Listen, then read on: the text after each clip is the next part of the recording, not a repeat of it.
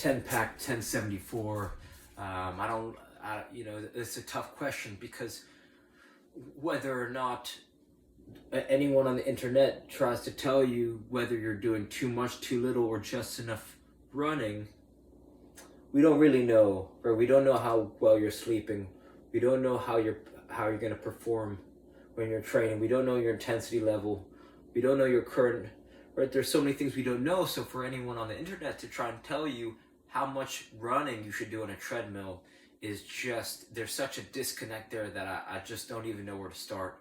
Me personally, as someone who's been playing soccer for the past 27 years, as a club, high school, college player, college coach, and also someone who's worked with a few high-level strength coaches, Olympic sprint coach,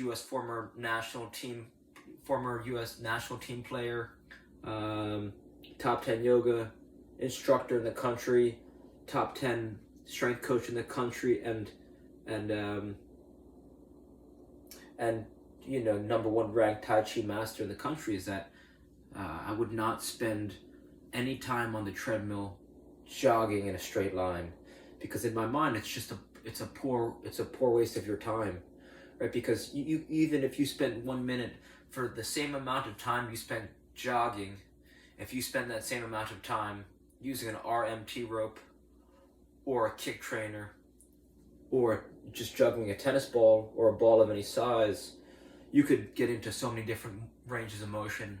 You could get more touches on the ball. It would be, I think, more mentally stimulating, right? Engaging your body and your mind.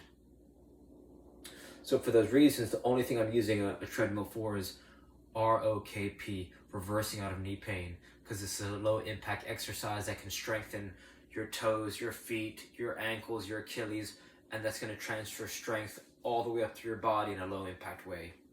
So I would search ROKP with Ben Patrick, right? So the only thing I'm using a treadmill for is warm up, and that's doing it with it turned off, walking backwards. Right? It's like, this is when you go to have tryouts, they're not going to determine your ability to, like, they're not going to pick you and the team because you've got great endurance, right? The thing that matters the most won't be your endurance. This isn't a track, it's not a track meet. So it doesn't matter if you could run in a straight line for 10 to 15 minutes to half an hour straight. It's important because it's good to have stamina and endurance, because it's going to lead to, right, being able to last a 90-minute game is important. But the true question is, can I demonstrate to the coaches either a decent level of IQ in soccer? Can I keep the ball, and am I a joy to be around? So can I elevate the players around me, and is my touch decent?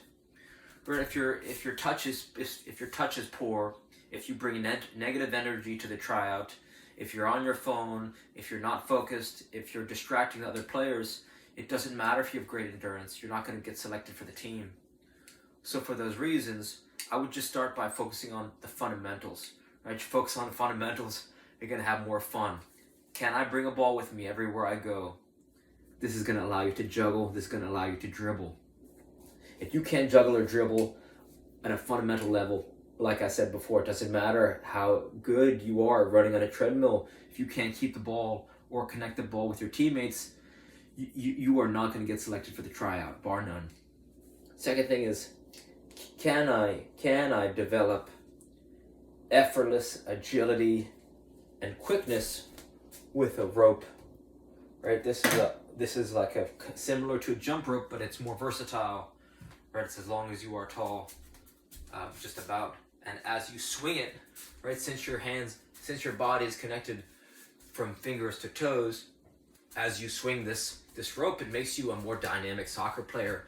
It helps you move on the field effortlessly. It's going to prevent injuries, and it's going to help you improve balance in different ranges of motion, right? Dynamic balance. So for this reason, for less than $10, you could basically create a soccer gym, right? A soccer gym for $10 that you can bring with you anywhere in the world. So it's not just that it's effective as a training tool, it's that it's frictionless. You don't need to go anywhere to use it, right? Wherever it is, wherever you are, you can turn the world into your oyster. So everywhere you are, you can train. So that's why this is basically one of the most profound training tools that you're probably not using, that it only costs $10 to make, right? You could tie two shoelaces together, or maybe you could just use a jump rope just to get you started. So I would search how to make an RMT rope, and you could search David Weck, W-E-C-K. Another tool that you're probably not using is called a kick trainer, right? This is going to allow you to practice perfect striking technique, right? And it's going to improve your timing, rhythm, coordination, balance. Everything's going to improve when you start using this ball, because again, anywhere the ball is and that you use it, you can start to improve your striking abilities. This is going to improve your first touch. This is going to improve your passing, your shooting, and your dribbling to a degree, right? The timing aspect. So for those reasons, it's like you could get 60 touches in 60 seconds, which means in 15 minutes you can get close to 900 touches effortlessly. And you could be doing this when you're watching some football or soccer. So it's just a simple tool that's really going to elevate your training and help you just have more fun. Right? What's more fun, getting touches on the ball or just running in a straight line in a treadmill? Right? That's not that dynamic. But when you start to get into one-legged stances, right, it's going to do more for you than just running in a straight line on a treadmill. So now, if you start to do rotations, right, you can create a soccer skills circuit with these 3 tools. It's not about as much as you can do, it's about as little as necessary to achieve huge results. And just by using a ball and a rope and a ball, you can create a world-class training routine in a very simple yet highly effective way. Effective and efficient. And all this stuff costs less than, right, not even $30, right, $35 maybe. 25, 35, 30, yeah, 40, not even $40 for all these 3 things. And it's like having a soccer gym at your fingertips. So, you know, what do you think's going to result in a more effective soccer player? Someone who just spends 10 to 15 to 20 minutes jogging in a straight line, or someone who's juggling different size balls, who's practicing their passing, their shooting, and their first touch with a ball and a rope, right? Just work on their striking technique, and someone who's doing that in unison with an agility tool that's really going to help you improve your running technique, your explosiveness, your agility, your timing, your rhythm, your balance, and coordination, right?